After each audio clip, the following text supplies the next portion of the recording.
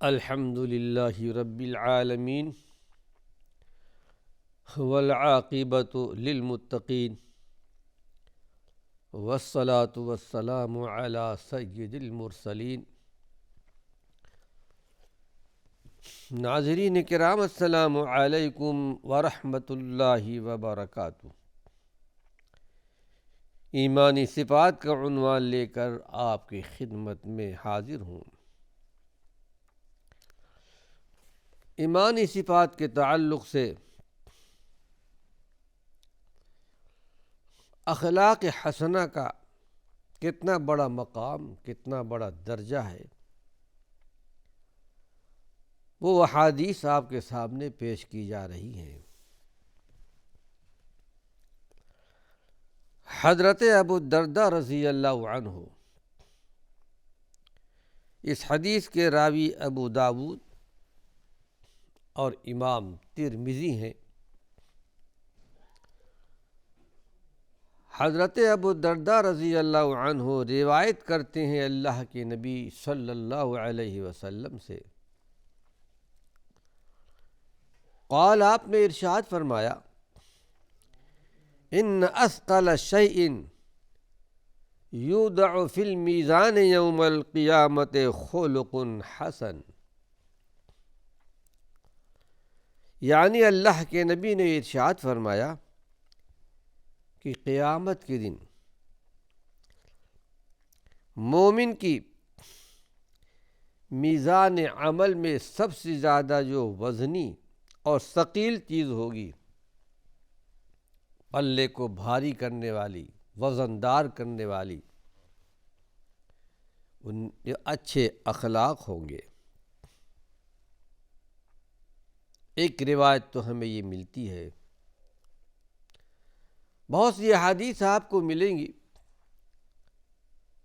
کہ کلمہ لا الہ الا اللہ کتنا بڑا درجہ، کتنا بڑا مقام، کہ لا الہ الا اللہ کے کہنے والے کا میزان عمل وہ بہت ثقیل اور بھاری ہو جائے گا اپنے اپنے اعمال کے اعتبار سے۔ اور یہاں بھی اچھے اخلاق کا ذکر کرتے ہوئے اللہ کے نبی نے ارشاد فرمایا، اخلاق حسنہ بھی میزان میں رکھا جائے گا تو بہت بھاری ہو جائے گا۔ اثقل اس میں تفضیل کا صیغہ ہے، یعنی بہت بھاری ہوگا، صرف بھاری نہیں، بہت بھاری ہوگا۔ اس کی شرح بیان کرتا ہوں ایک اور حدیث بیان کرنے کے بعد، جس کو امام ابو داود اور امام بیہقی رحمۃ اللہ علیہ نے بیان کی ہے۔ عن رجل من مزینہ قال قالوا یا رسول اللہ ما خیر ما اعطی الانسان قال الخلق الحسن۔ مزینہ ایک بہت بڑا قبیلہ عرب کا، اس میں سے ایک آدمی سے روایت ہے، وہ کہتے ہیں کہ لوگوں نے کہا، اے اللہ کے رسول صلی اللہ علیہ وسلم، ذرا یہ بتائیے، انسان کو جو بھلائی دی گئی، خیر دیا گیا، اس میں سب سے اچھی کون سی چیز ہے، جو سب سے زیادہ بہتر چیز اس کو دی گئی؟ اللہ کے پیارے پیغمبر محمد صلی اللہ علیہ وسلم نے ارشاد فرمایا کہ الخلق الحسن، انسان کو سب سے بہترین عطیہ، بہترین تحفہ، بہترین نعمت جو ایک مومن کو دی گئی، وہ اخلاق حسنہ ہے۔ یہ اللہ کی طرف سے بہت بڑی نعمت، اور یہ نعمت پروردگار عالم نے اپنے پیارے پیغمبر محمد صلی اللہ علیہ وسلم کو دیا تھا، اور قرآن نے آپ کو سند دی ہے، وَإِنَّكَ لَعَلَىٰ خُلُقٍ عَظِيمٍ، آپ کو خطاب کرتے ہوئے کہ اے ہمارے پیارے پیغمبر، آپ بہترین اچھے اخلاق پر فائز ہیں، اچھا خلق آپ کو دیا گیا ہے۔ ایک مقام پر تو یہاں تک کہہ دیا گیا فَبِمَا رَحْمَةٍ مِّنَ اللَّهِ لِنْتَ لَهُمْ، لوگوں کے لیے جو آپ نرم ہیں، نرم دل ہیں، نرم خو ہیں، نرمی ہے، اخلاق ہے، یہ آپ کو اللہ کی طرف سے دی گئی، یہ نعمت اللہ نے آپ کو دی ہے۔ وَلَوْ كُنْتَ فَظًّا غَلِيظَ الْقَلْبِ لَانفَضُّوا مِنْ حَوْلِكَ، یہ نعمت اگر آپ کو نہیں دی گئی ہوتی، اخلاق حسنہ، نرمی، تو کوئی آپ کے پاس نہیں آتا، کوئی آپ کے پاس نہیں پھٹکتا، کوئی آپ کی بات نہیں سنتا۔ یہ نرمی، یہ اخلاق اللہ کی طرف سے آپ کو دی گئی ہے۔ تو اس حدیث میں اللہ کے پیارے پیغمبر نے ارشاد فرمایا، انسان کو سب سے بہترین چیز جو دی گئی ہے وہ اخلاق حسنہ ہے۔ لیکن ذرا اس دونوں حدیثوں کو سمجھنا یہ ہے کہ ان حدیثوں سے یہ نتیجہ نکالنا صحیح نہیں ہوگا کہ اخلاق حسنہ کا مقام، اخلاق حسنہ کا درجہ ایمان، توحید اور ارکان سے بھی بڑھا ہوا ہے۔ چونکہ صحابہ جو اللہ کے پیارے پیغمبر محمد صلی اللہ علیہ وسلم کے ارشادات کے مخاطب تھے،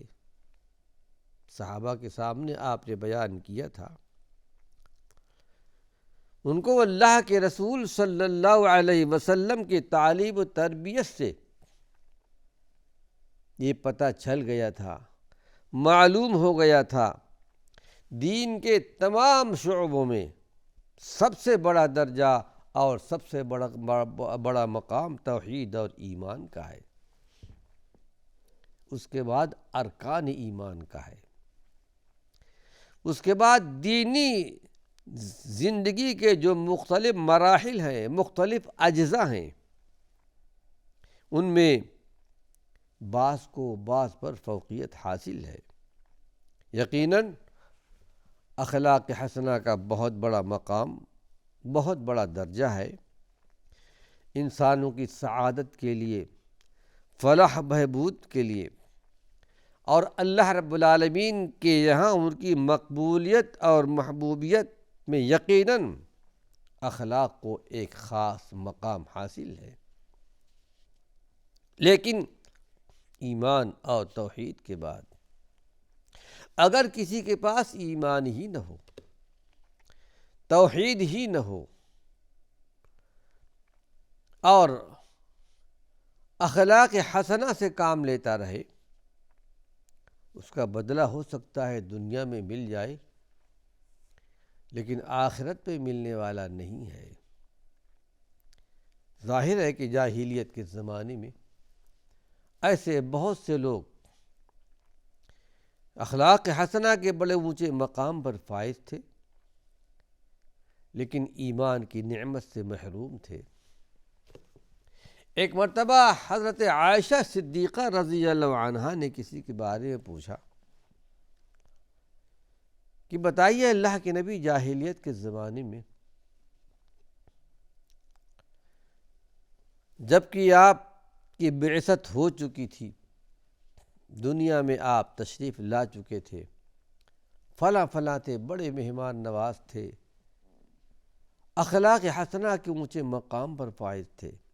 مہمانوں کی مہمان نوازی کرتے تھے، ہم دردوں کی یعنی جو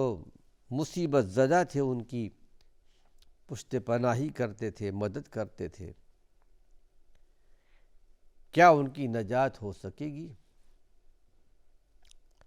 اللہ کے پیارے پیغمبر نے ارشاد فرمایا کہ انہوں نے اپنی زندگی میں ایک مرتبہ بھی اللہ سے معافی نہیں مانگی، استغفار نہیں کیا، کلمہ توحید کا اقرار بھی نہیں کیا، اس سے پتہ چلا ایمان اور توحید کا بہت اونچا مقام ہے۔ اس کے بعد اخلاق حسنہ کا مقام آتا ہے۔ آئیے ایک حدیث اور آپ کے سامنے پیش کر رہا ہوں، جس کو امام ابو داود رحمۃ اللہ علیہ نے اپنی کتاب داؤد شریف میں نقل کی ہے۔ یہ روایت حضرت عائشہ صدیقہ سے ہے۔ حضرت عائشہ کا بہت بڑا احسان امت محمدیہ پر ہے۔ اکثر روایات آپ سے آتی ہیں گھریلو زندگی کے بارے میں،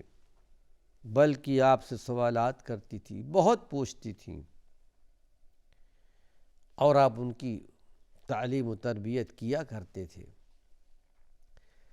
اور جو کچھ سنا وہ سب کچھ اللہ کے پیارے پیغمبر کے سامنے بیان کر اپنی امت کے سامنے بیان کر دیا، اللہ کے پیارے پیغمبر کی امت کے سامنے۔ انہی سے ایک روایت ہمیں ملتی ہے، کہتی ہے سمعت رسول اللہ صلی اللہ علیہ وسلم، میں نے اللہ کے نبی صلی اللہ علیہ وسلم سے یہ بات سنی ہے۔ یقول، آپ ارشاد فرما رہے تھے، ان المومن لیدرک بحسن خلقہ درجۃ قائم اللیل وصائم النہار۔ کہتی کہ میں نے اللہ کے پیارے پیغمبر سے یہ بات سنی ہے، آپ نے ارشاد فرمایا کہ آدمی اپنے اخلاق حسنہ کی وجہ سے، اچھے اخلاق کی وجہ سے قائم اللیل صائم النہار کا درجہ حاصل کر لیتا ہے۔ قائم اللیل، رات میں نماز پڑھنے والا، تہجد پڑھنے والا، رات میں تہجد کی نماز پڑھنے والا، عبادت کرنے والا، اور دن میں روزہ رکھنے والا، اپنے اچھے اخلاق کی وجہ سے پروردگار عالم اس کو یہ درجہ دیتا ہے، اتنا ثواب دیتا ہے گویا کہ یہ رات میں قیام اللیل کیا ہے، تہجد کی نماز پڑھی ہے، ہمیشہ دن میں روزہ رکھا۔ لیکن یہاں اس کا مفہوم بھی ذرا اچھی طرح سمجھ لیجئے۔ اللہ کے جس بندے کا حال یہ ہو کہ وہ عقیدہ اور عمل کے لحاظ سے سچا مومن ہے، عقیدہ توحید میں بہت اونچا مقام اللہ نے ان کو دیا، اور ساتھ ہی حسن اخلاق کی دولت بھی اس کو نصیب ہے، اچھا عقیدہ بھی ہے، اچھا عمل بھی ہے، اس کے ساتھ ساتھ یہ کہ اس کو اخلاق حسنہ کی دولت بھی مل گئی ہے، تو اگرچہ وہ رات کو زیادہ نفلیں نہ پڑھتا ہو، کثرت سے روزے نہ رکھتا ہو، فرائض ادا کر لیتا ہے، زیادہ نوافل نہیں پڑھتا، لیکن اسے اپنے حسن اخلاق کی وجہ سے ان شب بیداروں عبادت گزاروں کا درجہ پا لے گا جو قائم اللیل ہیں، صائم النہار۔ یہ اللہ کے نیک بندوں کی صفت ہے، دن کو روزہ رکھنا اور رات کو قیام اللیل تہجد کی نماز پڑھنا۔ ہمیشہ نہیں، کوئی آدمی روزہ رکھنا چاہتا ہو، ایک دن روزہ رکھے، ایک دن افطار کر لے، پھر یہ کہ